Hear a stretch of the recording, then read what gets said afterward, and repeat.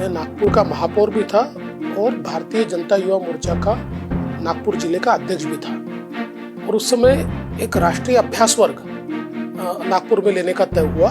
उसकी पूरी जिम्मेदारी मेरे ऊपर थी। रेशीम बाग में ये अभ्यास वर्ग होना था और इसकी पूरी तैयारी हमने की थी और आने वाले कई नेता आने वाले थे, उनकी व्यवस्थाएं भी की थी।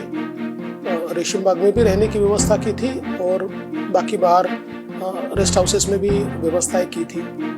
तो मोदी जी आए, हमने उनका स्वागत किया और स्वागत करने के बाद उन्होंने डॉक्टर हेडगेवार जी का दर्शन लिया और उसके बाद हमने उनको पूछा, मोदी जी को मैंने स्वयं पूछा कि देखिए रहने की व्यवस्था तो यहाँ पर भी है, बाहर गेस्ट हाउस में भी है।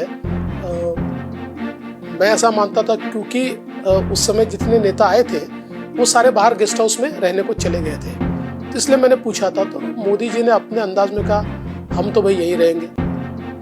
और बिल्कुल एक छोटा सा कमरा जो था, क्योंकि वो तो संघ की व्यवस्था सारी थी वहाँ पर, तो उस कमरे में वो 2 दिन तक 3 दिन तक वही रुके हुए थे। तो मुझे ऐसा लगता है कि एक जो किसी व्यक्ति का पहला इंप्रेशन आपके ऊपर होता है ना, वो बहुत एवरलास्टिंग होता है। और उस समय जो उनका जुड़ाव, उनकी सिंप्लिसिटी, या एक कार्यकर्ता के रूप में एक स्वयंसेवक से जो कार्यकर्ता बनता है, इस प्रकार का जो व्यक्ति होता है, उसमें जो एक व्यवहार होता है, वो व्यवहार मुझे देखने को मिला।